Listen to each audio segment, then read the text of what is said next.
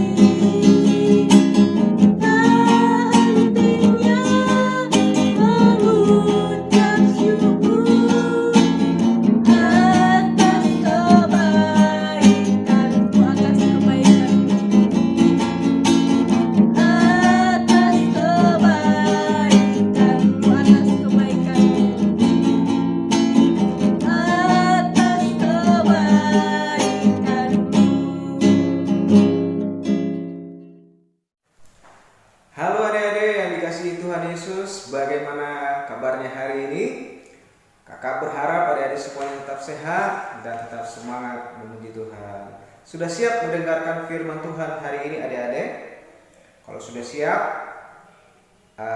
ambil sikap yang bagus, duduk yang tenang, sehingga firman Tuhan yang adik-adik dengar bisa adik-adik merasakan bahwa Tuhan itu mengasihi kita semua. Nah, kali ini kakak akan membawakan firman Tuhan yang bertema Raja yang Bijaksana. Ya, Raja yang Bijaksana.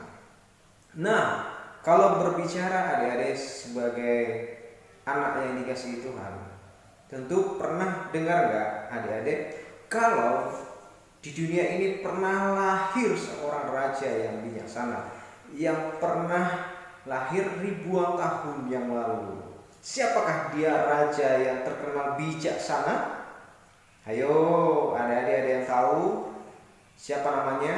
Apakah dia Raja Pilatus? Oh bukan. Apakah dia Raja Daud? Oh bukan. Namanya siapa? Namanya adalah Raja Salomo. Siapa adik-adik? Raja Salomo. Nah, Raja Salomo ini adik-adik semuanya, dia itu terkenal bukan karena dia jago berantem, dia jago berkelahi, bukan karena itu. Dia terkenal juga bukan karena dia jago adu panco, wow bukan. Apalagi dia bukanlah raja yang terkenal karena dia suka berantem sama temannya, bukan seperti itu. Tetapi dia terkenal karena kebijaksanaan yang dia punya, sehingga orang-orang pada zamannya itu adik-adik semuanya ingin menyaksikan kebijaksanaan yang didapatkan oleh Salomo dan hikmat yang dia punya yang diberikan oleh Tuhan kepada Salomo. Nah, adik-adik yang dikasih Tuhan, penasaran hikmat apa saja yang dia punya? Itu adalah hikmat yang luar biasa Tuhan kasih. Sampai di suatu saat ada peristiwa yang menghebohkan satu kota di masa Raja Salomo ini. Mau dengar ceritanya? Nah, adik-adik suatu hari ada dua orang wanita datang kepada Raja Salomo. Dua orang wanita. Mereka memperebutkan anak. Keduanya sama-sama baru melahirkan. Kedua wanita ini ternyata sama-sama melahirkan anak pada waktu yang sama. Mereka tinggal bersama dalam satu rumah. Salah satu ibu karena terlalu tidur nyenyak, tidak sadar, dia menghimpit anaknya. Saya tidak tahu ibu ini namanya ibu palsu. Namanya kasih tahu aja ibu palsu, ya. Pada malam waktu ia tidur, dia tidak sengaja, mungkin karena tidurnya terlalu ngorok atau terlalu lelap tidurnya, dia tidak sengaja menghimpit anaknya sampai anaknya mati. Mungkin sampai, saya tidak tahu gimana adik-adik tidurnya seperti apa sampai dia bisa menghimpit anaknya sampai mati. Mungkin sampai ngorok sampai mati anaknya, adik-adik semuanya. Kasihan kan? Dia tidak tahu kalau anaknya sudah mati. Baru besok pagi dia lihat anaknya sudah meninggal. Nah, timbullah di dalam pikiran ibu palsu ini, anaknya udah mati, dia tukar sama anak temannya tadi. Dia ambil anak temannya yang masih hidup, dia taruh di sampingnya. Sedangkan anaknya diganti jadi anak temannya yang mati, bukan anaknya. Ini dia mulai merencanakan hal yang jahat. Waktu dia melihat bayi yang digendong temannya, ternyata ibu tadi yang punya anak yang baru bangun, dia lihat bayinya, kok anak saya mati? Kenapa anak saya mati? Tadi tidak ada sakit. Dia lihat anak temannya masih hidup. Dia penasaran adik-adik. Dia lihat, wah, sepertinya ini bukan bayiku. Seorang ibu hebat, dia pasti mengenali bayinya, pasti ada tanda yang dia kenal. Karena ibu yang satu ini tahu tadi bahwa ini bukan bayinya. Maka dia marah kepada ibu palsu tadi. Dia bilang kepada ibu palsu, "Itu bayiku, bayimu sudah mati. Kamu menukarnya dengan bayiku pada saat saya lagi tidur." Ibu yang palsu berkata, "Ini bayiku." "Bayimu yang mati." Enak saja. Oh begitulah. Ibu-ibu itu lalu ribut, adik-adik semuanya. Tetangga-tetangganya melerai. Mereka mengusulkan agar perkara itu diserahkan kepada Raja Salomo. Orang-orang di kota itu tidak sanggup memecahkan masalah, memperebutkan anak yang masih hidup ini. Anak ibu palsu berkata, "Ini bayiku." Sedangkan ibu asli juga berkata, "Itu bayiku, bayimu yang mati." Nah, akhirnya orang kota itu membawa mereka kepada Raja Salomo. Kedua ibu itu akhirnya pergi ke istana. Mereka bertemu dengan Raja Salomo. Di depan raja mereka terus ribut. Ibu yang palsu maupun ibu yang asli, mereka bersama-sama menginginkan bayi yang masih hidup itu. Ketika Raja Salomo berkata, "Ini bayi siapa yang masih hidup?" Mereka sama-sama berdua mengaku bahwa itu bayi saya. Bingung kan? Nah, akhirnya Raja Salomo berkata, "Diam kalian semua." Dia sudah tidak tahan lagi mendengar keributan. Akhirnya Raja Salomo berkata kepada pengawalnya, "Hai pengawal, ambil pedang, bawa ke sini. Kemudian ambil bayi itu, taruh di depan saya. Daripada terus bertengkar, bayi ini kubagi dua saja." Adik-adik semuanya, ketika Raja Salomo mengangkat pedang dan akan membelah bayi yang masih hidup itu, lalu tiba-tiba bayi itu menangis. Dan apa yang dilakukan oleh ibu palsu itu? Ibu palsu itu berdiri dan berkata sambil tersenyum, "Iya, bagi dua saja bayinya, biar adil." Ya, ibu palsu bilang gitu kepada raja.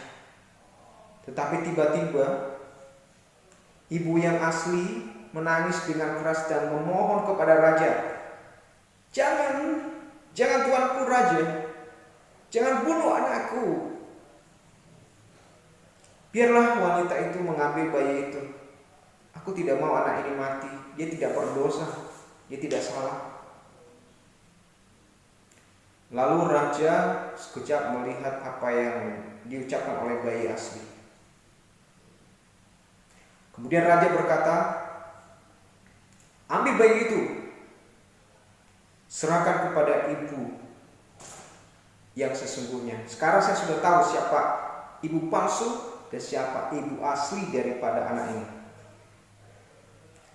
Kedua wanita itu kaget. Duh, siapa yang asli dan siapa yang palsu ini? Lalu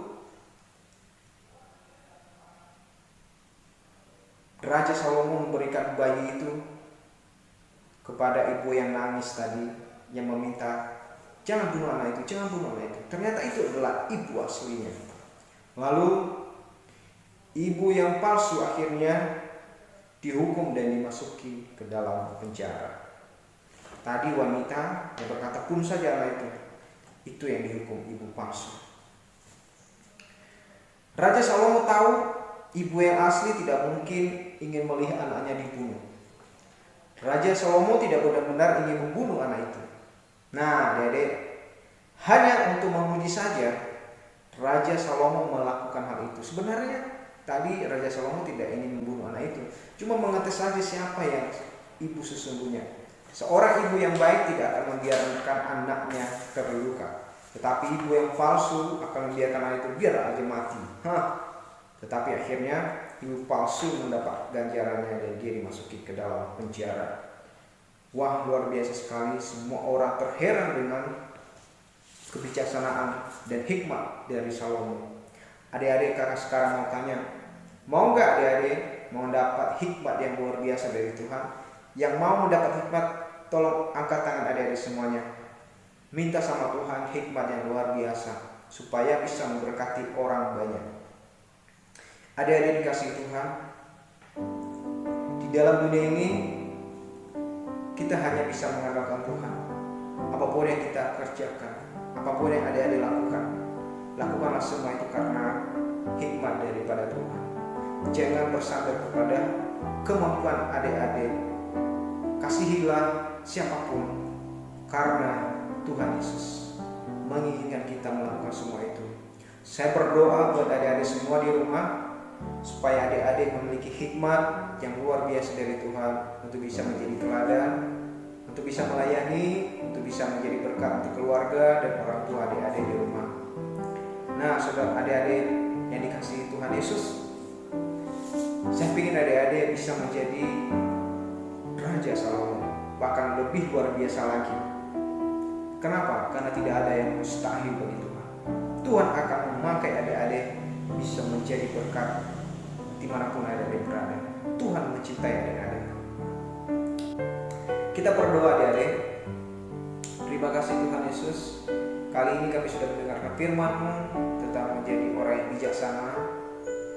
Itu semua dari Tuhan. Berikan kami hikmat Tuhan. Berkati kami semua anak-anak-Mu di GBT Galilea, supaya kami diberkati luar biasa lagi. Berkati guru-guru kami, berkati orang tua kami, supaya kami bisa menjadi teladan. Kami anak-anak-Mu ini Tuhan belajar mencintai firman-Mu, belajar mengikuti Engkau seumur hidup kami. Berkati masa kecil kami ini Tuhan, sehingga kami tumbuh dewasa dan menjadi teladan bagi sesama kami. Di dalam nama Tuhan Yesus kami berdoa. Amin. Tuhan Yesus memberkati adik-adik semuanya. Halo adik-adik semua, sekarang kita akan membuat aktivitas kita ya. Nah, adik-adik pasti sudah mendapatkan kertas ini dari yang sudah dikirimkan oleh kakak-kakak sekolah minggu, dan juga ada kertas kaca ya, ada stick es krim, dan tentunya di rumahmu pasti ada ini ya, pensil gambar. Nah itu yang perlu kita siapkan, bahan-bahannya yang sudah kita terima dari guru-guru sekolah minggu, dan setelah itu yang perlu kita siapkan lagi di rumah yaitu pensil gambar, setelah itu lem ya, dan juga gunting ya. Adik-adik mau pakai gunting atau cutter, ini hati-hati ya, jangan sampai luka. Nah kita akan langsung adik-adik ya. Yang pertama kita mengguntingnya, ini kita gunting kertas ini sesuai polanya. Ini dari luar ini aja kita gunting. Ini kan di dalamnya udah digunting sama kakak sekolah minggu ya. Jadi yang kita gunting sekarang itu di luarnya aja ya, sesuai polanya adik-adik. Kita gunting, dan juga ini di bawah. Jadi dua ya yang kita gunting. Jadi jangan gunting potong ini, nanti beda lagi gitu. Yang digunting sesuai dengan pola di luarnya ini aja.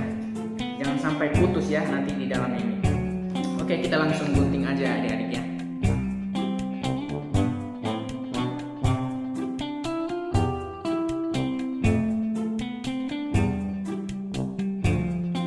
Adik-adik, sebelum kita tempelin semuanya, kita kasih lem dulu ya. Lemnya bisa sekeliling kertas ini ya. Dan setelah itu dikasih juga di kayu ini adik-adik lemnya ya, biar bisa nanti nempel. Kertas kaca dulu kita tempelin ya adik-adik di sini. Ya, kita tempelin dulu ya.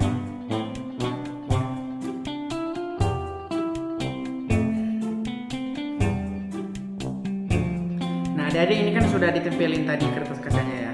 Sudah ditempelin di belakang ini. Nah setelah kertas kacanya, baru kita tempelin kertas yang satu lagi adik-adik ya. Kita tutup kertas kacanya ya. Mari kita langsung coba adik-adik ya. Nah ini adik-adik, ini kita sudah tempelin punya kakak ya. Ini kertas bukan kertas, kaca pembesar hati namanya adik-adik. Ini ya, kaca pembesar hati ya. Kenapa kaca pembesar hati? Ya karena bentuknya ini memang kaca pembesar dan dia bentuk hati ya, bentuk love, makanya dibilang kaca pembesar hati adik-adik. Nah ini punya kakak Esra sudah selesai. Nah, adik-adik nanti kalau sudah tempel begini, mungkin ada yang kayak gini ya, kayak di samping-samping ini tuh ada yang lebih-lebih ya. Itu tinggal digunting aja adik-adik ya. Nggak usah ragu ya, langsung digunting aja. Nah, udah siap. Tada! Kayak gini kira-kira nanti pembuatannya adik-adik. Oke adik-adik, demikian pembuatan aktivitas sekolah minggu kita. Sampai jumpa di lain waktu. Tuhan memberkati.